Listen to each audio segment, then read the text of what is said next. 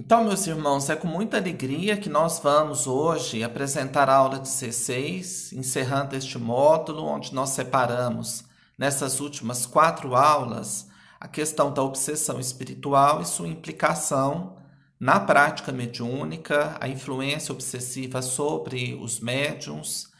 E nós vamos hoje começar trazendo alguns tópicos que nos foram abordados, algumas questões que nós falamos. Porque a nossa metodologia empregada, como vocês já perceberam, nós trazemos alguns tópicos para a reflexão, tentando instigar, aquele que está aí participando conosco a buscar nas obras espíritas, tanto nas obras da codificação, as obras básicas, quanto nas obras de Chico Xavier, nas obras de Ivone do Amaral Pereira, de Joana de Ângeles, de Sueli Caldas Schubert, Martins Peralva, entre tantos outros, uma verdadeira riqueza. Dr. Bezerra de Menezes, é uma verdadeira riqueza a quantidade de obras, de livros que a espiritualidade nos enviou por vários mecanismos para o estudo. Bom, um primeiro ponto que nós trazemos aqui é sobre a questão do animismo, que foi um dos pontos tocados por nós. Então, nós vamos perceber no Livro dos Médiuns, de Allan Kardec, que dentre os fenômenos psíquicos que foram classificados por eles, nós temos aqueles fenômenos psíquicos chamados mediúnicos, ou seja, quando existe a atuação, a interferência no processo mediúnico de um espírito ligado a um médium, para que haja um comunicado, uma atuação qualquer. Lá há várias especificações a respeito disso.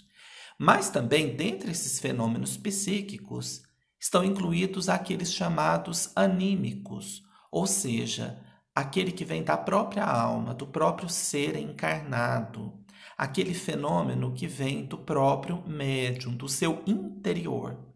E para entender este caso, primeiro nós vamos trazer aqui, em linhas gerais, um caso que está lá no livro Nos Domínios da Mediunidade, psicografado por André Luiz através da mediunidade abençoada do nosso querido Francisco Cândido Xavier.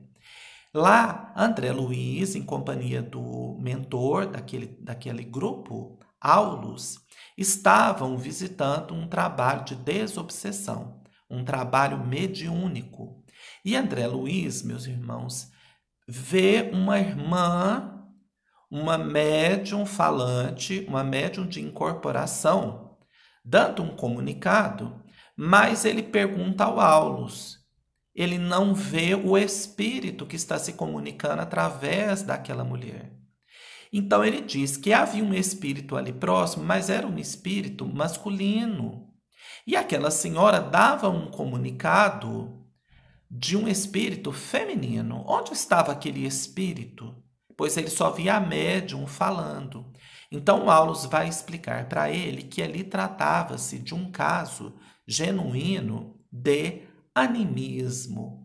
Era uma comunicação que vinha da própria alma daquela senhora médium. E ali ele começa a explicar para o André Luiz que no animismo um fato que ocorre com muita frequência são as lembranças da própria alma do médium emergirem. Essas lembranças vêm carregadas de sentimentos mal resolvidos, de dores que ficaram armazenadas em seu perispírito, em sua consciência, e ele exterioriza aquilo.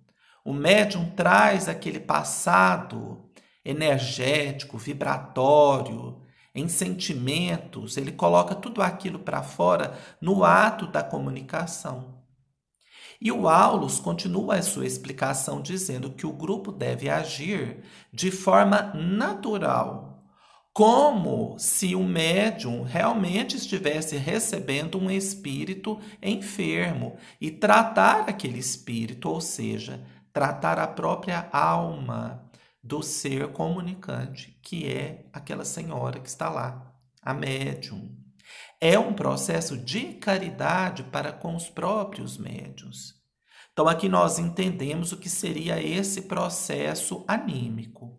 Outro ponto importante a relatar é que todas as comunicações têm um grau, um tanto, uma quantidade anímica, certo? Por quê? Porque mesmo a comunicação, né, enquadrada nos fenômenos psíquicos mediúnicos, quando um espírito passa o seu pensamento, ele passa pelo médium. Ele vai usar os recursos que estão arquivados no cérebro e na mente e nos sentimentos daquele médium para poder exteriorizar uma comunicação. Seja ela falada, seja ela escrita, seja da forma que for. Então, à medida em que o médium caminha a sua vida de trabalho, cada vez mais ele vai se portando, né, se ele se assume médium dentro do processo da disciplina, do estudo, do trabalho da caridade, né, aquela modificação íntima que nós sabemos que todos devem fazer com relação ao trabalho, cada vez mais a palavra do Espírito será maior. E o médium vai sumindo, né? Aquele processo de animismo, aquilo que ia dele com muita abundância, vai diminuindo, certo? Então, isso são pontos relevantes com relação ao animismo. Dessa forma, nós não devemos temer o animismo, porque é um processo natural. Agora, há confusões entre animismo e mistificação. A mistificação, sim, é um processo obsessivo do médium, às vezes de espíritos ligados ao médium e às vezes até de um grupo mediúnico. O que seria a mistificação? Quando nós vamos ver, né, o que é a mistificação, os sinônimos da palavra mistificação, nós vamos ver que mistificar é o mesmo que iludir, que mentir, enganar, ludibriar alguém com alguma fala, de alguma forma. Isto é a mistificação, o que deve ser abolido da prática mediúnica, certo? Aí nós vamos ter um processo obsessivo. Por exemplo, a mistificação, geralmente, ela vem quando um médium quer dar peso às suas próprias palavras ou a palavras erradas, ou tanto dele quanto do espírito. Quando eu digo palavras erradas, são aquele pensamento, aquela mensagem que não condiz em nada com aquilo que nós estudamos na doutrina espírita, que foge à razão, que foge ao bom senso e que muitas vezes provoca até desequilíbrios, processos até graves, né, de briga, de confusão. Então, ele dá aquele comunicado e assina a página com o nome de um espírito que seria inquestionável, vamos dizer assim, né? Então, as pessoas dão lá aquela comunicação, dando orientações completamente descabidas, sem conexão, sem propósito, que vão influenciar, impactar negativamente a vida daqueles que estão recebendo aquilo, e assina lá embaixo um nome de um grande vulto espírita, de um grande espírito puro, né? Um grande espírito trabalhador. Outras vezes passam aqueles recados também, diz: olha, é sua mãe que está mandando você fazer, é o seu pai que desencarnou, a sua avó, a sua irmã que voltou do além e mandando você fazer tal coisa. E quando nós vamos analisar o teor da mensagem, não condiz em nada, meus irmãos, com aquele espírito comunicante, certo? Então, por aí nós vemos a necessidade de estudo do médium e do grupo mediúnico o tempo todo. A vigilância, porque a mensagem pode passar pelo médium, o médium pode ser enganado, mas o grupo não pode se deixar comprar aquela ideia. O grupo tem que estar junto, certo? Dar informações do plano espiritual e de espíritos falsas com propósitos de vaidade, de crescimento do ego, do médium ou do grupo, né? Agradar aos outros.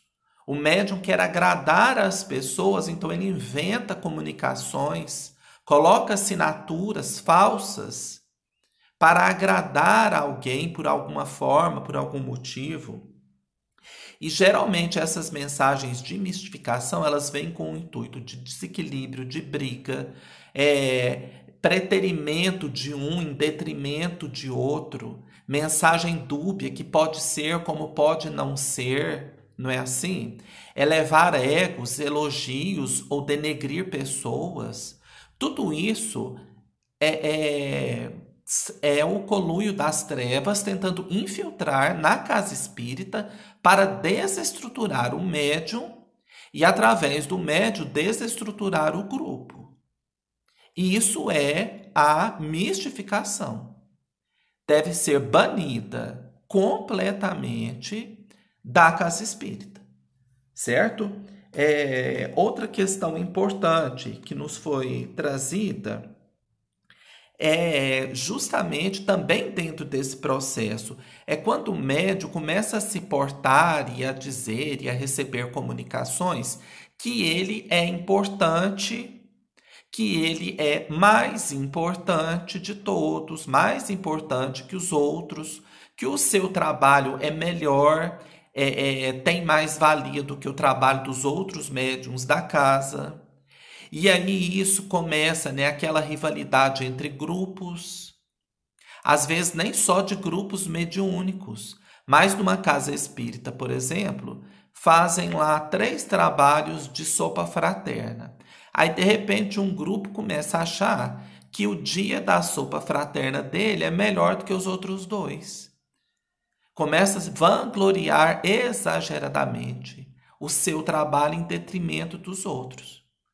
Já é um caso de obsessão, meus irmãos, porque isso vai causar muito desconforto entre as pessoas e pode até chegar ao ponto de fechar grupos. Não existe um trabalho melhor que o outro, existe o trabalho. Nós somos todos irmãos. E existe ainda, né, aquela casa espírita que se coloca acima das outras casas espíritas da cidade. Não, a nossa casa espírita é a melhor casa espírita da cidade. É a que mais se estuda Kardec. Olha, gente, nós somos irmãos. Temos que caminhar com mãos dadas. Jesus já nos deixou a frase para que possamos seguir. Os meus discípulos serão reconhecidos por muito se amarem. Certo? Outra questão fundamental no trabalho de obsessão e mediunidade. Aquelas pessoas que chegam à casa espírita sendo portadoras de transtornos mentais ou de faculdades mediúnicas totalmente desequilibradas, já em processos graves de fascinação e subjugação. E as pessoas acham que ali há um fenômeno mediúnico e que essa pessoa tem que ser encaminhada para o trabalho mediúnico. É uma ideia completamente falsa que tem que ser abolida da casa espírita, dos grupos que estão estudando. A mediunidade é coisa séria e deve ser praticada com seriedade por aqueles que estão, no mínimo, se esforçando dentro desse processo. Nós sabemos que todos os médiuns estão também em tratamento, mas esses casos graves, meus irmãos, requerem uma melhor atenção. Esses irmãos têm que ser conduzidos para os trabalhos de fluidoterapia, é o passe, a oração, o evangelho, culto no lar, a água magnetizada. É a esse primeiro caminho que esses irmãos têm que ser encaminhados. Depois, apresentar-lhes a doutrina espírita nos grupos de estudo. Estudar o livro dos Espíritos, estudar o Evangelho, passar, né, a frequência dos trabalhos filantrópicos assistenciais nas casas espíritas, angariar os recursos do bem, para que tudo isso auxilie aquela pessoa na sua vontade e no seu desejo de cura íntima e verdadeira, de mudança, de transformação. Quem sabe depois que tudo isso passar e aquele irmão entrar num processo mais equilibrado, Será que ali realmente havia uma mediunidade que deveria ser trabalhada? Então aí é que o irmão vai saber. Será que não era apenas um processo obsessivo instaurado? Ou será que aquele irmão realmente tem a tarefa mediúnica? Será também que não era apenas um caso de algum transtorno mental que estava necessitando dos cuidados da fluidoterapia na casa espírita, em conjunto com os cuidados do médico e do psicólogo? Então, isso também é um ponto que deve ser bem discutido e trabalhado nas casas espíritas, quando ocorrerem esse tipo de visitação e de chegada de pessoas necessitadas, tanto aquele que se coloca ali no lugar do obsediado, quanto aquela multidão de espíritos também doentes que acompanham aquele, que necessitam serem evangelizados. Então, aqui, meus irmãos, encaminhando para o nosso encerramento da aula 16, nós percebemos a necessidade da vigilância, do estudo, da melhoria íntima, do médium, do estudo, do grupo, da vigilância. Quando o médium começa a entrar num processo desse de forma mais abusiva, ele tem que ser alertado pelo grupo. Ele tem que ser, de alguma forma, esclarecido, primeiramente. Tem que haver uma ligação de amizade, de cumplicidade terna entre o grupo, para que uns possam ter essa livre comunicação uns com os outros, sem melindre. Então, tem que haver o diálogo fraterno entre os membros do grupo. Aquele irmão mais experiente, mais maduro na doutrina, tem que estar disposto, pronto para o auxílio daqueles que estão chegando e que muitas vezes passam por problemas obsessivos de forma como todos nós passamos, tanto na nossa existência quanto dentro da casa espírita. O importante é nós superarmos e estarmos vigilantes, porque a influência vai sempre estar ali, batendo na porta. Cabe a nós repelir, cuidar, modificar padrões para que possamos continuar no trabalho, porque o mais importante na casa espírita é o bem que acontece, é o socorro que acontece. É por isso que os médiuns se prontificam, se candidatam a esse trabalho, para que Jesus faça o bem de auxílio ao sofredor encarnado ou desencarnado. A conversa franca, em casos onde houve um processo que já avantajado, que o médium foi para a subjugação, para a fascinação, ele tem que ser afastado dos trabalhos e ficar apenas no tratamento. Tem que haver ali um isolamento, certo? Porque senão cada vez mais aquele médium vai se prejudicar, inclusive fisiologicamente e mentalmente, nos casos graves de obsessão, certo? Então, tudo tem que ser um processo. A oração, a vigilância, o estudo, a reforma íntima serão sempre os melhores guardiões, os melhores objetivos de vida que devemos seguir se quisermos ter uma prática mediúnica saudável, equilibrada, que proporcione realmente, como eu disse, que os benfeitores maiores possam fazer o bem através daquele médium. E para encerrar também nós vamos lembrando algo que nos foi colocado durante esses dias.